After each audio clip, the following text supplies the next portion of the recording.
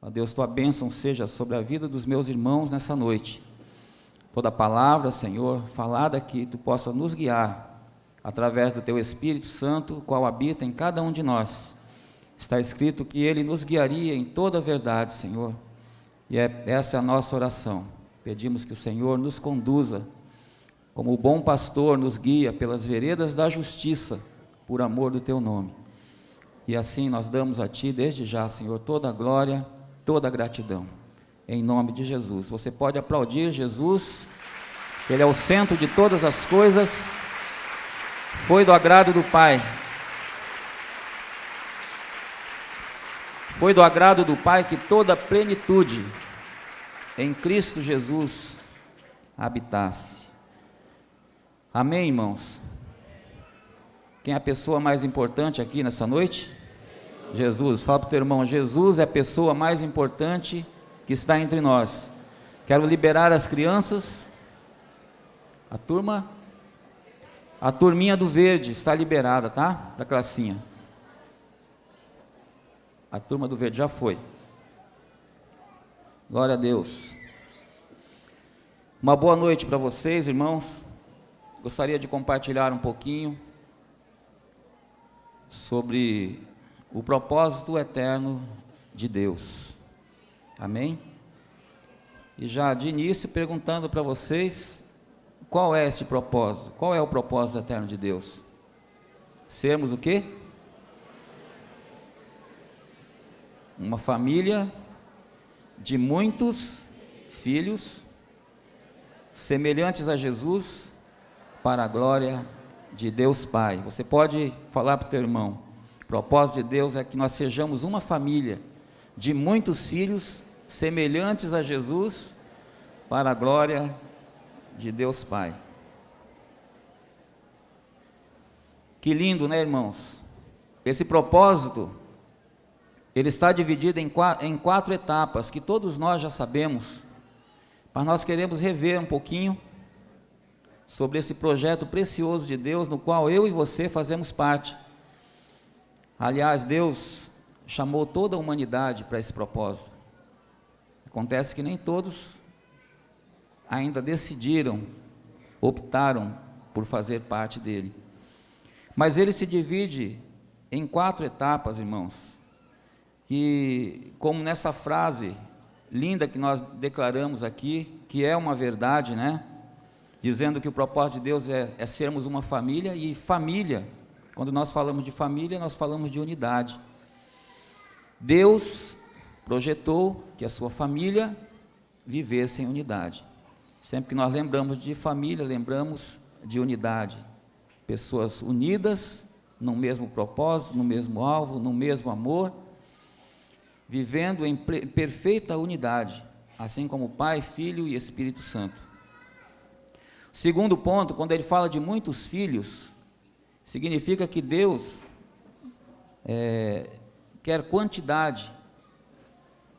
Ele fala que ele quer unidade, mas também ele quer quantidade. Então, não filhos que vivam de qualquer maneira, mas ele quer filhos que vivam em unidade. E sempre a unidade, ela vai gerar quantidade nas nossas vidas. Isso fala de frutificação, fala de multiplicação de vidas. Terceiro ponto, quando diz semelhantes a Jesus, isso fala de qualidade. Está se referindo ao caráter e ao carisma de Jesus. Ao caráter, a conduta de Cristo, né? Toda a mesma qualidade do caráter de Cristo, manso, humilde, amoroso, proclamador, submisso. Tudo isso também deve fazer parte da nossa vida, nós que caminhamos com base neste propósito de Deus, fazemos parte dele. Deus quer que nós sejamos nada mais, nada menos do que iguais a Jesus. Quantos acham possível ser igual a Jesus aqui, irmãos? Bom, 50%. Quantos acham possível ser igual a Jesus aqui? Nós falamos com pessoas que têm fé. Glória a Deus. É possível, irmãos. E se nós vivemos em unidade, uma vida de quantidade de pessoas que vivem em unidade com qualidade, com o caráter de Cristo, nós vamos glorificar ao Pai. Aí atingimos a finalidade do propósito eterno de Deus, que é a quarta etapa. Eu gostaria de ver alguns textos, tem uma base bíblica para isso que nós estamos falando. Essa frase não é apenas um chavão ou algo que nós decoramos e fizemos uma música e cantamos, não, irmãos. Isso é uma verdade com base na palavra de Deus. Amém? Abra aí, Gênesis 1, 26. Gênesis 1, 26. Fala deste sonho de Deus, o projeto de Deus, que estava no coração dele, antes de criar o homem, antes da fundação do mundo. Efésios 1:4 fala que é antes da fundação do mundo. E nós vemos aqui Deus Pai, Filho e Espírito Santo sonhando em iniciar este projeto, ele dizendo assim: façamos o homem à nossa imagem, conforme nossa semelhança, tenha ele domínio sobre os peixes do mar, sobre as aves do céu, sobre os animais domésticos, sobre toda a terra e sobre todos os répteis que rastejam pela terra. E nós já vemos no versículo 27, irmãos, o sonho de Deus sendo realizado, que aí o escritor já diz assim: criou Deus, pois o homem à sua imagem, a imagem de Deus o criou, homem e mulher os criou, e Deus os abençoou e disse: sede fecundos, frutificai, multiplicai, enchei a terra e sujeitai. Então dá para nós compreendermos nesse texto, esses dois versículos que nós lemos, irmãos, que o projeto de Deus, Deus determinou que esse projeto seria criar o homem conforme sua imagem e semelhança. Aí nós falamos do caráter de Deus no homem, o homem perfeito como Deus é perfeito. Façamos o homem conforme a nossa imagem, conforme a nossa semelhança. No 27 ele diz que ele criou o homem à sua imagem e semelhança. A imagem de Deus o criou, homem e mulher o criou. Isso está falando da família. Aí Deus os abençoou e disse: frutificai e multiplicai. Isso fala da quantidade. A finalidade nisso tudo está no final do texto, que Deus fala que tudo quanto ele fez foi muito bom. Deus se agradou da sua criação. O projeto de Deus estava criado. Daí para frente seria simplesmente o homem multiplicar com a mesma qualidade de vida, da forma que Deus colocou o homem perfeito no jardim do Éden. Mas nós já sabemos a história, não queremos entrar nesse detalhe, queremos só trazer para vocês, mais uma vez, nos fazendo lembrar mais uma vez desse projeto precioso de Deus. Então Deus sonhou com o projeto e Deus realizou o seu projeto, tá? Deus sonhou e Deus realizou. Então, nós vemos aqui que a partir da nova aliança, no Novo Testamento, o propósito de Deus começou agora a ser centralizado. A essência deste propósito, irmãos, passou a ser uma pessoa. Nós precisamos compreender que o propósito de Deus, desde o princípio, ele nunca mudou. Deus sempre quis ter essa família de muitos filhos, com essa qualidade de vida, com esse caráter perfeito. Apesar de tudo que aconteceu ao longo dos anos, séculos que passaram, Deus não mudou o seu desejo de realizar o seu propósito eterno. E agora, debaixo dessa nova aliança, a essência do propósito eterno de Deus passou a ser uma pessoa, chamada Jesus. Amém? Nós temos aqui também alguns textos, o texto muito conhecido, que é o texto da nossa catequese, de Romanos 8, 29, que diz assim: porquanto aos que de antemão conheceu, também os predestinou para serem conformes à imagem de seu Filho, a fim de que ele seja o primogênito entre muitos irmãos. Então, irmãos, nós vemos aqui o mesmo desejo de Deus de realizar o seu propósito eterno, tendo uma família de muitos filhos, agora na semelhança do seu Filho Jesus, que é a imagem do próprio Deus, com esse mesmo caráter perfeito. Deus quer que nós temos este modelo para a nossa vida agora, como nós cantamos aqui nessa noite.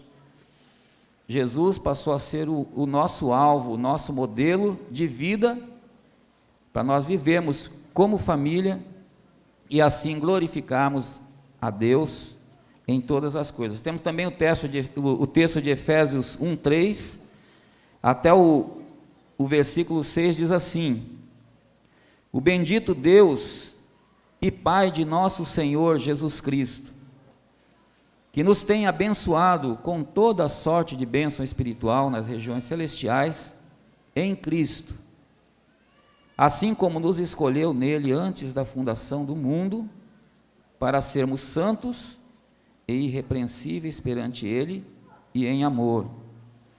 Nos predestinou para ele, para a adoção de filhos por meio de Jesus Cristo, segundo o beneplácito de sua vontade, para louvor da glória da sua graça, que ele nos concedeu gratuitamente no amado. Amém, irmãos? Vocês estão compreendendo? O propósito eterno de Deus tem um modelo, tem uma essência chamada Jesus. Você pode falar para o teu irmão: propósito eterno de Deus, existe uma essência, um modelo para a nossa vida, chamada Jesus. Jesus é o nosso alvo. E o texto de Efésios 3:11, ele nos deixa bem claro que este propósito, ele foi estabelecido em Cristo. Diz assim o texto de Efésios 3:11, dizendo: segundo o eterno propósito que estabeleceu em Cristo Jesus, o nosso Senhor. Amém? Você pode ler esse texto para o teu irmão? Segundo o eterno propósito que estabeleceu em Cristo Jesus.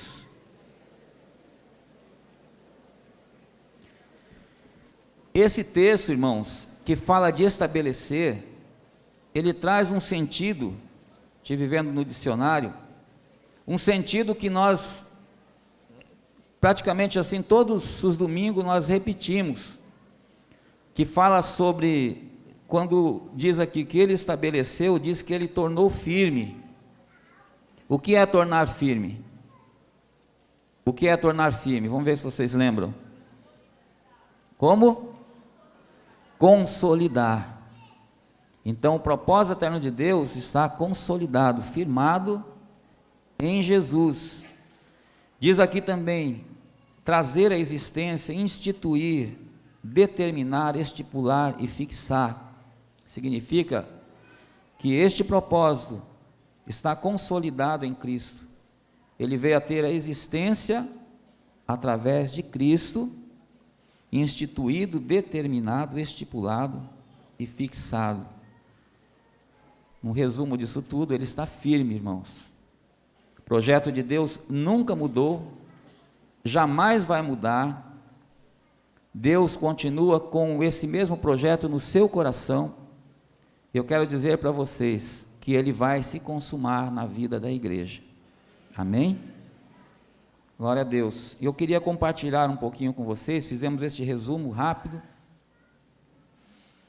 e ver com vocês que irmãos, essa vida, esse projeto, esse propósito que Deus criou, seria, na verdade, a vida normal da igreja, tá? A vida normal da igreja que Deus, que o Senhor determinou para que nós vivêssemos, vivermos com base nesse propósito. Nós resplandecemos toda essa unidade como família, essa quantidade, esta qualidade, e nós atingimos essa finalidade também, nesse dia a dia que nós vivemos como igreja, como família de Deus, isso deve exalar na nossa vida, no nosso procedimento, nas nossas atitudes como família, para nós atingirmos a finalidade, porque a igreja, ela está dentro do propósito de Deus. Se nós vivermos este propósito da forma que Deus quer e determinou que nós vivêssemos, irmãos, seria uma consequência a multiplicação de vidas com a mesma qualidade. A qualidade de vida da igreja iria resplandecer no mundo, irmãos. Nós poderíamos alcançar o mundo, porque essa é a vontade de Deus, porque o propósito que Deus estabeleceu em Cristo, a igreja está dentro dele. Todos nós temos essa responsabilidade como igreja. Se nós somos igreja de Cristo, somos filhos de Deus, nós também temos a responsabilidade de deixarmos essa vida resplandecer, brilhar, para nós também ganharmos o mundo. Que esse texto de Efésios, que nós acabamos de ler, de Efésios 3:11, um versículo antes, versículo 10, diz assim, que para que pela igreja a multiforme sabedoria de Deus se torne conhecida, agora dos principados e potestades, nos lugares celestiais. Isso significa, irmãos, que a responsabilidade da igreja, fazer conhecida a multiforme graça e sabedoria de Deus, quer dizer, é uma responsabilidade da igreja de fazer conhecida. A igreja deve brilhar esse caráter, essa vida, esse estilo de vida que Deus determinou para nós vivermos. E Deus, quando Ele determinou esse propósito, esse projeto, quando Ele estabeleceu, Ele determinou que esse propósito ele é infalível, e nós também precisamos crer nisso, porque no princípio da igreja, em Atos, nós podemos ver, vamos dar uma olhadinha nesse texto de Atos 2, a partir do 42, a igreja primitiva, ela iniciou dessa forma. A igreja primitiva, ela deu crédito a este propósito, e iniciou de uma forma correta, genuína, mas aos longos dos anos, ela foi perdendo a sua intensidade, ela foi diminuindo a sua beleza, até chegar nos dias de hoje. Não estamos dizendo aqui que a igreja, ou a vida da igreja de Cristo não é linda. É linda, irmãos. Tanto é linda que o mundo, ele enxerga, ele vê que é algo diferente. Mas Deus quer muito mais que isso. Deus quer nos levar a experimentarmos aquilo pelo qual teve um início há cerca de 2000 anos atrás, após Cristo retornar para o Pai. Então vamos ver aqui Atos 2. Atos 2, 42, diz o seguinte, que eles perseveravam na doutrina dos apóstolos, e na comunhão, e no partir do pão, e nas orações. Em cada alma havia temor. Muitos prodígios e sinais eram feitos por intermédio dos apóstolos. Todos os que creram estavam juntos e tinham tudo em comum. Vendiam suas propriedades e bens, distribuindo o produto entre todos à medida que alguém tinha necessidade. Diariamente perseveravam unânimes no templo, partiam o pão de casa em casa e tomavam suas refeições com alegria e singeleza de coração, louvando a Deus e contando com a simpatia de todo o povo. Enquanto isso, acrescentava-lhes o Senhor dia a dia os que iam sendo salvos. É lindo ou não é, irmãos? É lindo ou não é? Amém? Quantos querem essa vida com essa intensidade, irmãos? Nós temos conversado aqui aos domingos sobre aquele texto de Filipenses 3,16, né, que fala que nós devemos andar de acordo com aquilo que nós temos alcançado.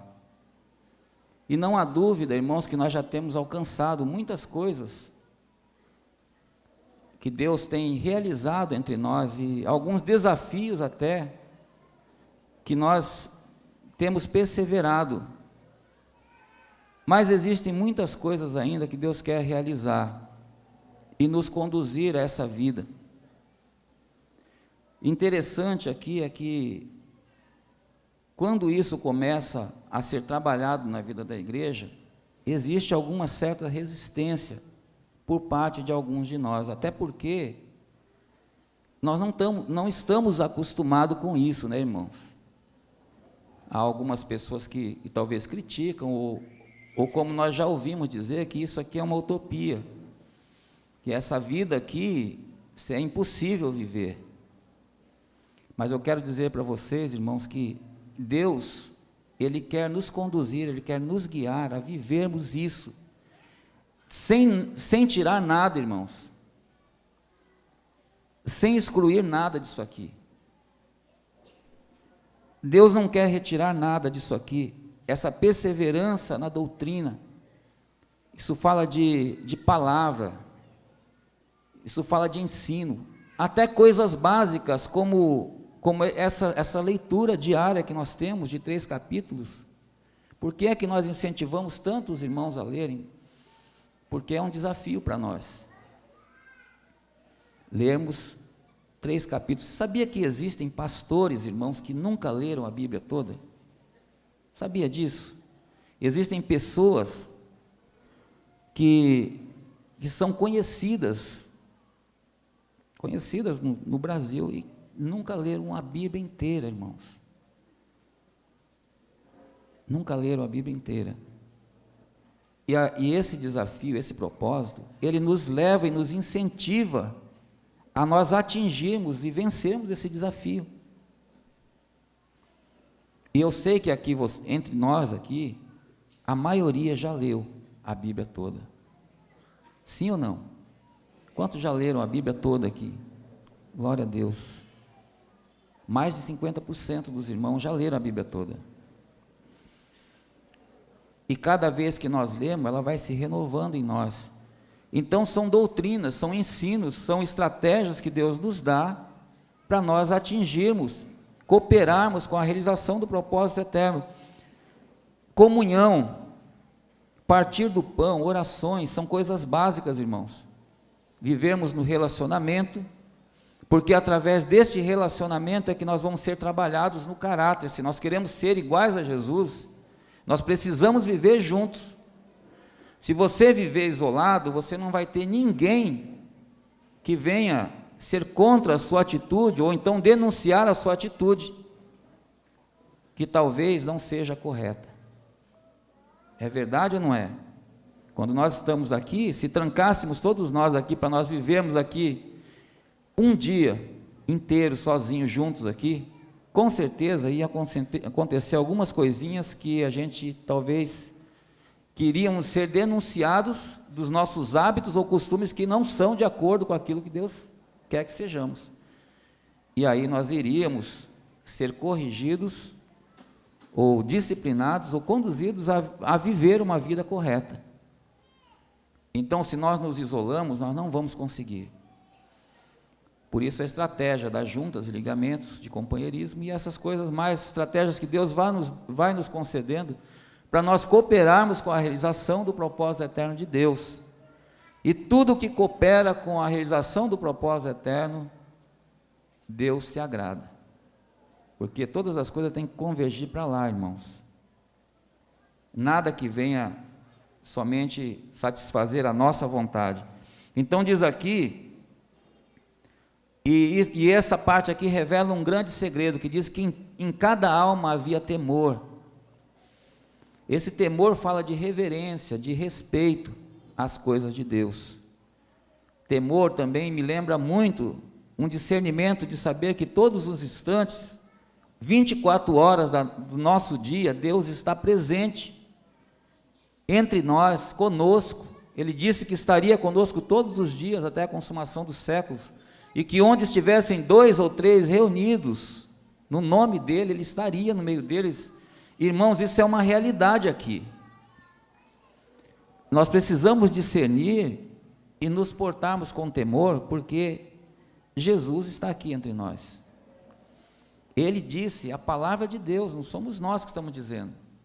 Ele viria, estaria entre nós, e ele habitaria no meio dos louvores do seu povo. Então Deus está aqui, e nós devemos viver essa vida de temor. E muito mais que isso, irmãos, é saber que todos os momentos da nossa vida, na nossa casa, na rua, no trabalho, no colégio, onde quer que nós estejamos, Deus está conosco. E esse é o grande segredo da vida desses irmãos, porque eles tinham essa convicção da presença de Deus contínua com ele. E aí diz aqui que muitos sinais e prodígios eram feitos por intermédio dos apóstolos. Todos os que creram estavam juntos. Isso me lembra muito o reto ordenamento, as pessoas sendo direcionadas em grupos, em companheirismo, que nós vemos no capítulo 3, uma junta que é Pedro e João, e o que realizou ali na porta do templo, quando tinha um coxo sentado, o que aconteceu ali, como Deus usou a vida daqueles homens. Então, diz aqui que todos os que creram estavam juntos, tinham tudo em comum. E aí mexe um pouco mais conosco, porque quando entra nessa parte aqui, que vendiam suas propriedades, bens, distribuíam o produto a todos, à medida que alguém tinha necessidade, irmãos, isso mexe conosco, porque já mexe no nosso bolso. Porque quando nós vemos isso acontecer, e como nós já temos aqui experiência de um passo de fé que Deus tem nos levado a dar, em direção a isso, de nós atendermos a necessidade de um irmão que talvez esteja passando por um desafio financeiro na sua vida, sendo cuidado, sendo discipulado e disciplinado por Deus também, nós levantarmos os recursos aqui para entregarmos para o irmão, ainda há algumas murmurações, como nós já é do nosso conhecimento. Então essas coisas mexem conosco, porque quando se trata de evangelho do reino, de propósito eterno de Deus, de sermos iguais a Jesus, isso nos tira do centro da nossa vida. Nós somos obrigados a tirarmos a coroa da nossa cabeça e sairmos do trono para que Jesus sente. Então aí nós começa a mexer conosco, a nossa vontade, o nosso sentimento, a nossa emoção, nosso intelecto. E aí nós começamos a murmurar. Diz aqui que diariamente perseveravam unânimes no templo, partiam o pão de casa em casa, tomavam suas refeições com alegria, singeleza de coração, louvando a Deus, contando com a simpatia de todo o povo. Enquanto isso, acrescentava o Senhor dia a dia os que haviam de ser salvos. Se você for analisar, irmãos, nós estamos falando do propósito eterno de Deus, de sermos o quê? Uma família. Vocês veem família aqui? Nesse texto que nós lemos? Sim ou não? Sim. De muitos filhos. Vocês veem muitos filhos aqui? Semelhantes a Jesus. Você vê aqui, irmãos? Dá para enxergar aqui? Sim ou não? E a glória de Deus sendo manifesta, Deus se agrada. Você acha que Deus se agrada disso aqui? Dessa vida, desse estilo? Sim, irmãos. Sim, Deus se agrada. Deus quer isso para nós. Deus quer que vivamos dessa forma. E o que eu queria compartilhar com vocês, irmãos, é que há um segredo, além desse temor aqui, que nós falamos, há um segredo para nós vivermos essa vida. E é isso que eu queria falar com vocês, compartilhar com vocês, sobre esse segredo que Deus tem para as nossas vidas, para nós vivermos dessa forma. Quantos acham que nós já atingimos isso aqui? Levanta a mão. Quantos acham que nós vivemos dessa forma? Quantos acham que nós não vivemos dessa forma ainda? Levanta a mão. Quantos acham que é possível vivermos dessa forma? Levanta a mão. Amém, irmãos? É possível. Agora, só é possível se haver revelação. Nós precisamos de revelação. O que acontece é que ainda muitos de nós, não recebemos a revelação do que é o propósito eterno de Deus. Perdoa, nós dizemos isso, recebemos essa semana isso no nosso coração e mexeu muito conosco, porque muitos de nós, irmãos, ainda caminhamos, ou dizemos que caminhamos, eu não sei se podemos dizer se nós estamos caminhando, se nós não temos revelação. É muito linda a frase, uma família de muitos filhos, semelhantes a Jesus, para a glória de Deus Pai. Mas, se não tiver revelação, todo esse conhecimento não tem nenhum valor. Não tem valor para nós, se nós não tivermos revelação. É muito lindo, irmãos, nós vemos as pessoas pulando aqui, cantando. Essas declarações que são ditas aqui, muito fortes, de dizer que nós queremos ser iguais a Jesus, que o nosso alvo é Jesus, que existe uma porta, um caminho e um alvo. Existe uma porta para nós entrarmos, um caminho para seguirmos e um alvo para nós atingirmos, mas não tem revelação, irmãos. Isso não tem valor. Nós vamos continuar da mesma forma. E o que me chamou a atenção é que essas coisas, elas acabaram sendo normais entre nós, no meio da igreja. Aquilo que é anormal para Deus, nós já temos como normal. É normal nós não vivemos em unidade. Por que normal? Porque é o que acontece em muitos casos, irmãos. O que é unidade? É pensarmos a mesma coisa, é termos um mesmo coração, termos um mesmo alvo, um mesmo propósito, vivermos como família. Mas acontece ainda muitos casos de alguns que não conseguem viver como família. Alguns de nós nos sentimos prejudicados, talvez por nos relacionarmos com certa pessoa que não é do nosso agrado, pessoas que talvez não fazem a minha vontade. Então nós achamos que essa pessoa não serve para viver conosco, porque nós somos muito bons. E essas coisas vão se tornando normais, e nós vamos andando dia após dia, essa nossa vidinha rasa, né, como igreja, com as anormalidades, e nós tendo isso como normal na nossa vida. Discussões, briga, divisão, discórdia, insubmissão, pessoas querendo mudar de grupo porque não gostam do discipulador, pessoas querendo mudar de grupo porque não gostam daquele grupo, mudar de companheiro porque aquele companheiro não dá, é difícil.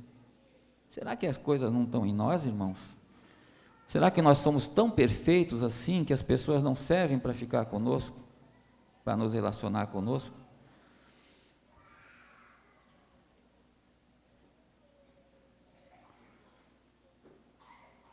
Deus quer unidade. mas não há essa unidade que nós achamos que é normal, de nós acharmos que nós temos que viver isolados, ou que as coisas devem satisfazer o nosso desejo, a nossa vontade, e nós queremos sentar no trono de Deus, na cadeira de Deus, colocar a coroa do rei e darmos as ordens, porque tem que ser de acordo com a minha vontade, porque se não for como a minha vontade, não serve. E nós, irmãos, recebemos tanto ensino e tanta palavra de Deus, dizendo que essas coisas não agradam a Deus, que Deus não está se agradando, Deus está indignado com essas coisas na nossa vida. E a palavra pode ser dura, irmãos, mas é isso. Não tem outro evangelho que nós possamos falar, ou então nós continuamos com essas anormalidades na nossa vida. Não adianta nós recebemos somente o conhecimento.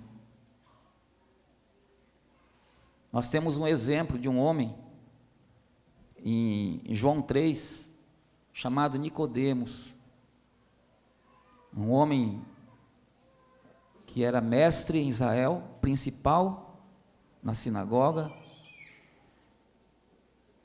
com todo o conhecimento das Escrituras, um homem que era respeitado por todo o povo, como um mestre. Ele foi ter com Jesus de noite, porque ele não compreendeu, não tinha revelação. Jesus conversou com ele e falou sobre a porta do reino de Deus. Olha, Nicodemos, aquele que não nascer de novo não pode ver o reino. Nicodemos ficou, talvez, pensativo, mas o que é isso? Não nascer de novo? Eu posso, porventura, entrar novamente no ventre da minha mãe e nascer pela segunda vez? Irmãos, muitos de nós ainda pensamos dessa forma, irmãos. Achamos que esse nascimento, nós podemos achar até que não é dessa forma, nós entrarmos no ventre novamente, mas nós podemos pensar que isso é uma coisa que não faz sentido, não faz efeito.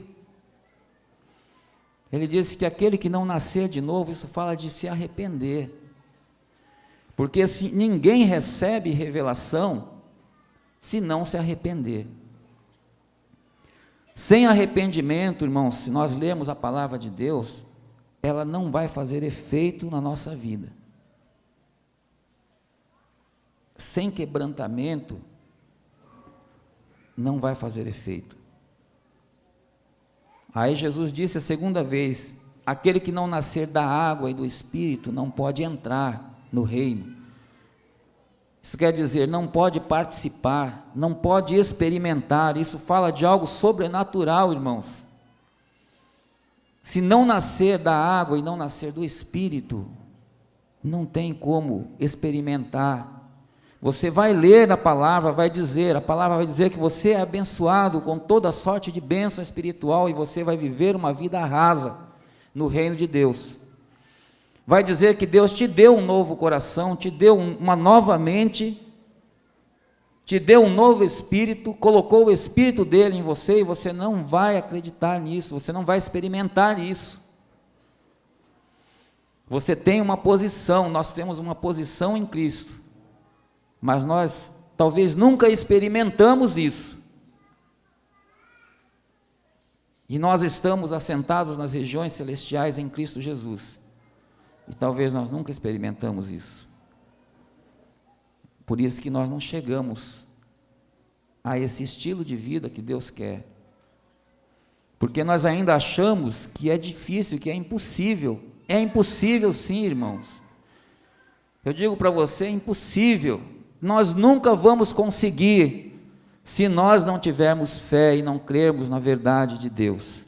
Porque nós estamos mais propícios a ouvir a voz do diabo, que fala as mentiras dele, os enganos dele, nós acolhemos no nosso coração, mas as verdades de Deus nós não damos crédito.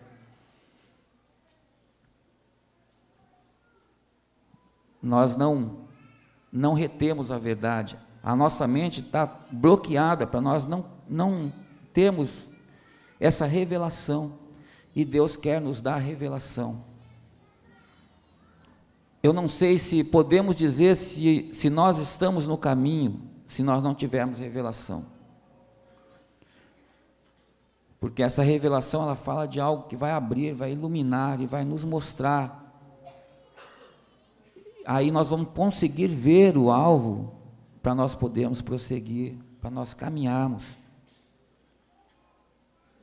Então não adianta, irmãos. Tem um texto de 2 Timóteo 3, que eu gostaria de ler com vocês.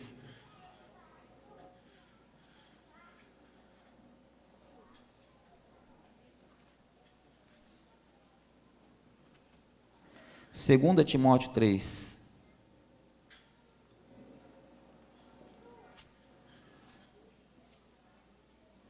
Versículo 7. Diz assim, irmãos, que aqui ele fala dos últimos dias, né, que sobreviriam tempos difíceis, e ele diz que uma espécie de pessoa que estaria, vamos dizer assim, nesse contexto de igreja, seria esses aqui, ó, pessoas que aprendem sempre, e jamais podem chegar ao conhecimento da verdade. E diz aqui o 8, e do modo, porque Janes e Jambres, essa dupla, essa junta, resistiu a Moisés, também estes resistem à verdade.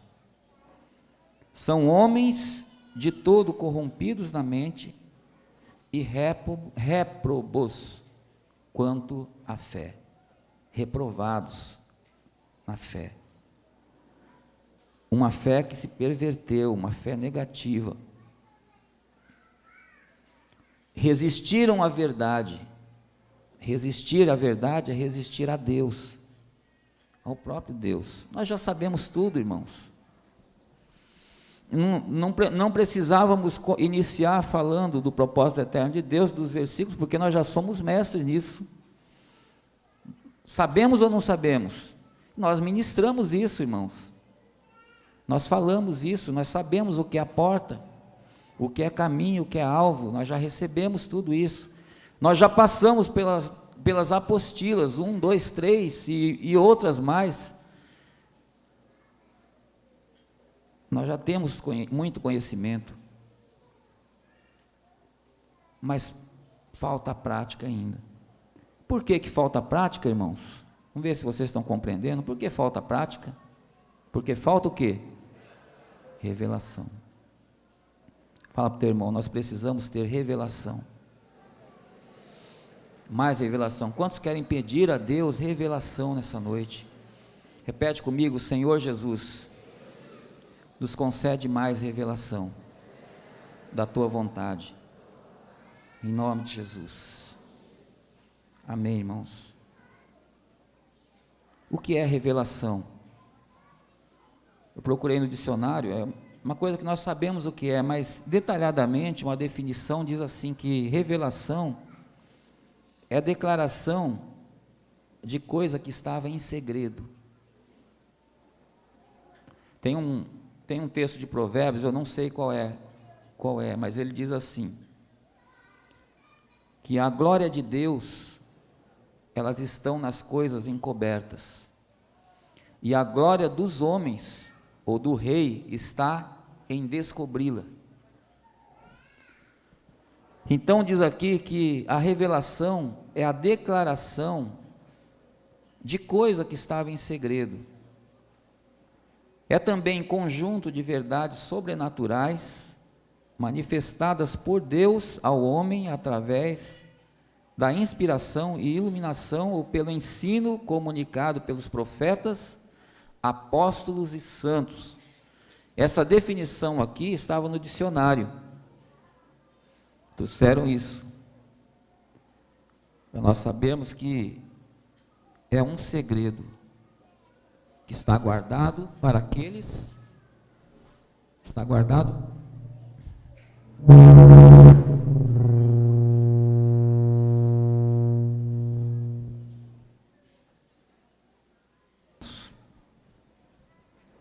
O que nós precisamos? Revelação. Você pode dar um sorriso para o teu irmão? Dá um sorriso para ele. Nós precisamos de mais revelação, irmãos.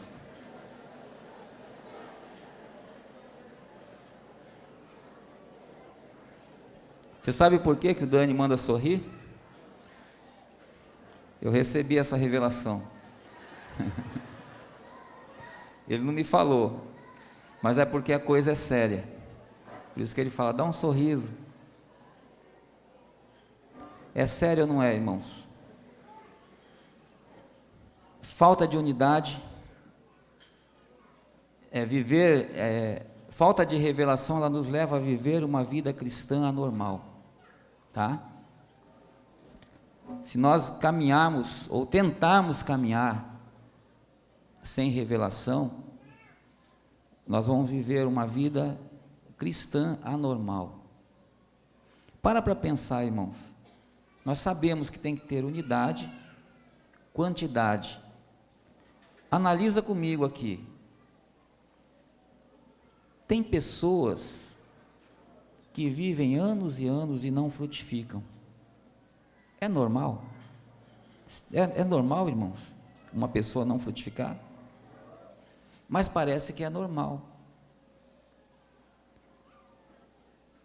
Perguntar mais uma coisa aqui. É normal um grupo caseiro ter em unidade? Sim ou não? Mas parece que é. É normal uma pessoa não querer conviver entre os irmãos? Sim ou não?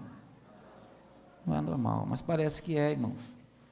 É normal querer mudar de grupo caseiro? Olha a voz da criança. Deus fala pela boca dos pequeninos. Não é normal, irmãos. Não é normal. É normal eu não perdoar?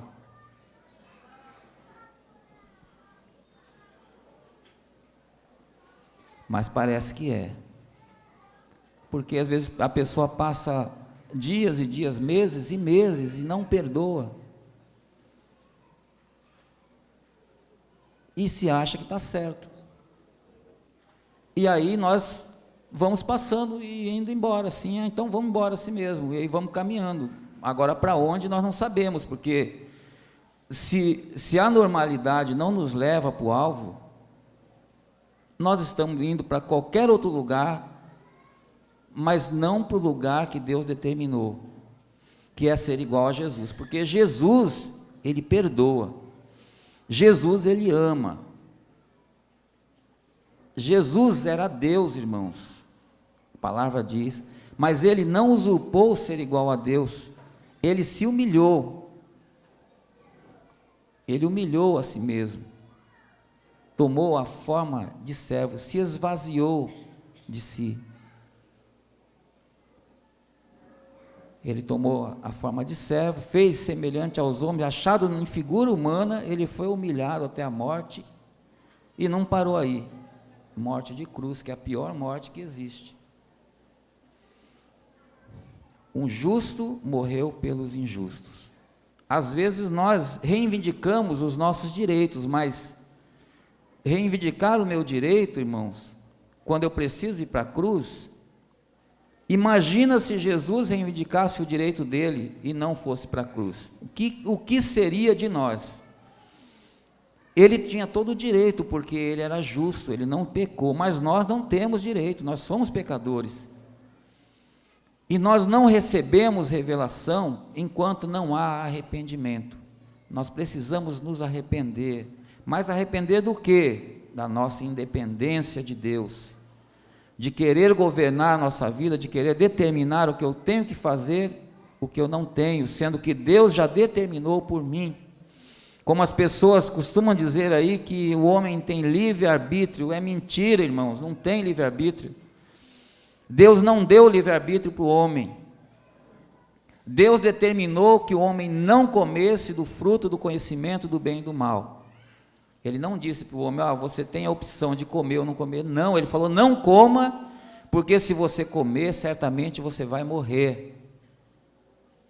Foi só isso que Deus falou. Então, essa coisa de livre-arbítrio, isso é coisa humana, isso é evangelho humanista, tentando justificar o pecado do homem e colocar Deus como fosse o errado.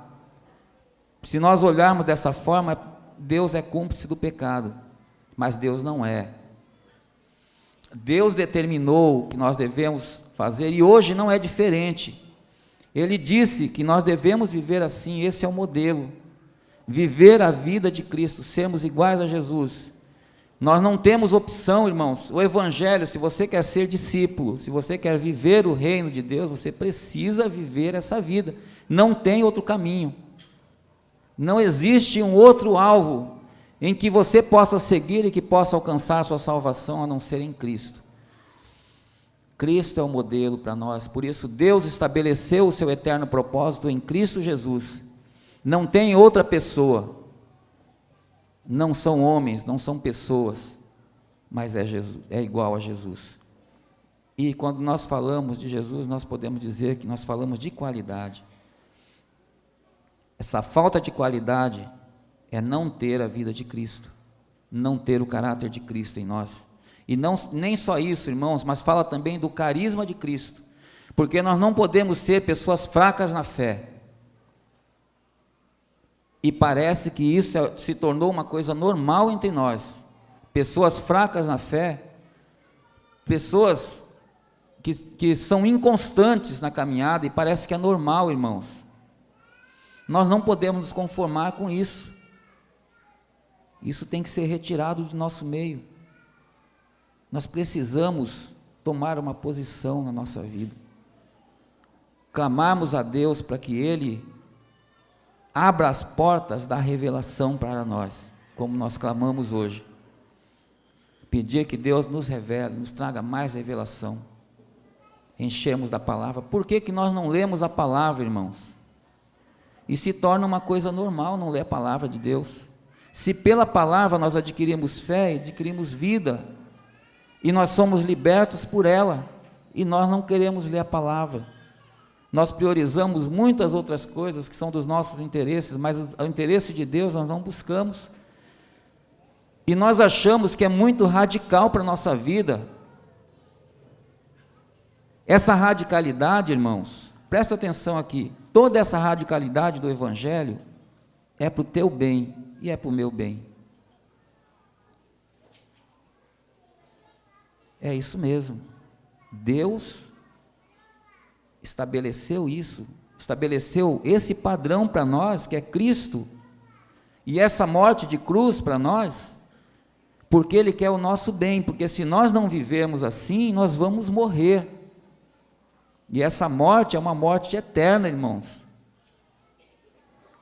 Deus só quer simplesmente nos trazer para perto.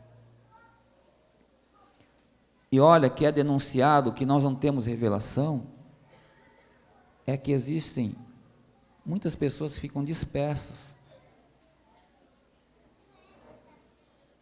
Quer ver ser denunciado? Onde está a tua mente agora? Está viajando? Você precisa ter revelação. Porque às vezes nós olhamos, mas nossa mente está a quilômetros daqui. Deus quer que nós sejamos centrados em Cristo. Aí ele diz aqui que os homens aprendem sempre, não pode chegar ao conhecimento da verdade, porque eles resistem à verdade. Eles veem a verdade, sabem que aquilo é verdade, mas não retém, não tem como reter, porque o entendimento já está cauterizado. E é isso, irmãos.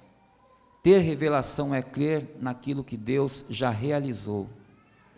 E como nós falamos em Ezequiel 36, 25, Deus nos diz que Ele nos deu esse novo coração.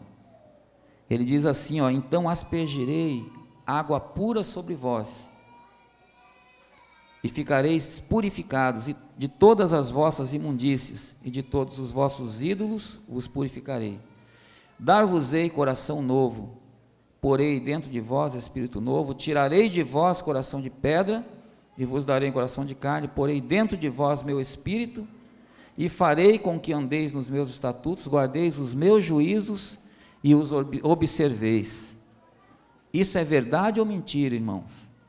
É verdade. Se você crê, você precisa ter isso aqui. Um novo coração, um novo espírito, coração de carne, Espírito de Deus habitando em mim, eu sou vitorioso. Acabou a inconstância. Acabou a murmuração, irmãos. Mas precisa ter revelação. Se não receber revelação, como Jesus está declarando ali no Evangelho, aliás, João declara no Evangelho, João 1,12, que todo quanto receberam deu poder de ser feito filho de Deus. Você sabia que essas palavras duras, de nós sermos iguais a Jesus e termos uma vida como essa igreja primitiva, sabia que ofende muitas pessoas, irmãos? Tem muitas pessoas que se sentem ofendidas quando veem isso. Se sentem ofendidas. Sabe por quê? Porque está escrito que as coisas de Deus são loucura para o mundo, para aqueles que se perdem, mas para os que são salvos é poder de Deus. Isso quer dizer que isso, ele faz efeito, isso daqui, ele dá certo. Deus quer nos levar a isso. Quantos querem ter revelação aqui? Amém, irmãos? Olha, só para nós concluirmos, eu estava lendo a nossa leitura diária, e eu deparei com um livro de Ageu. Quantos estão em dia aqui com a leitura? Nós estamos em Zacarias, né? Ageu, que nós lemos, foi ontem nós lemos Ageu. Irmãos, Deus falou muito comigo sobre essa revelação. Esse profeta Ageu, tido como pequeno profeta, ele profetizou nos dias de Esdras e Neemias, naquela época que o povo saiu da Babilônia, do cativeiro da Babilônia, e retornou para Jerusalém para reconstruir o muro e também o templo. Aí Deus traz uma exortação para o povo, dizendo assim: vocês dizem que não é o tempo de edificar a casa de Deus? Porque o povo, ali naquela época, eles estavam preocupados apenas, irmãos, em edificar as suas casas, e de adornar suas casas com todo tipo de enfeite, e ouro e prata, fazer uma casa luxuosa para que eles vivessem, mas diziam, mas ainda não é o tempo de construir a casa de Deus, de edificar a casa de Deus. Agora eu pergunto para vocês, quem é a casa de Deus? É esse salão aqui? Onde está a casa de Deus? Somos nós. Você acha que é tempo de edificar a casa de Deus ou não? Quando nós não pensamos assim, aliás, quando nós somos denunciados, que nós pensamos como esse povo aqui, que pensava que não era tempo, são pessoas que buscavam só os seus próprios interesses. Pessoas que estavam preocupadas em si mesmo, nas suas coisas, nos seus afazeres, nas suas ocupações, dizendo, mas ainda não é tempo. Eu me lembrei da palavra que Dani trouxe domingo passado, sobre a parábola das 10 virgens, sobre os últimos dias, e 2 Pedro, se não me engano, 2, ele traz uma declaração dizendo assim que os homens, esses homens corruptos, homens que fazem negócios com a palavra de Deus, ele dizia assim: onde está a promessa da sua vinda? As coisas ainda permanecem da mesma forma. Cadê a vinda do Senhor? São escarnecedores. E esse povo que pensava que não era tempo de edificar a casa de Deus, eles estavam preocupados somente com as suas coisas, os seus interesses, deixavam os interesses de Deus a segundo plano. E Deus despertou o espírito do profeta, o espírito do sacerdote, do governador, e também o espírito do povo.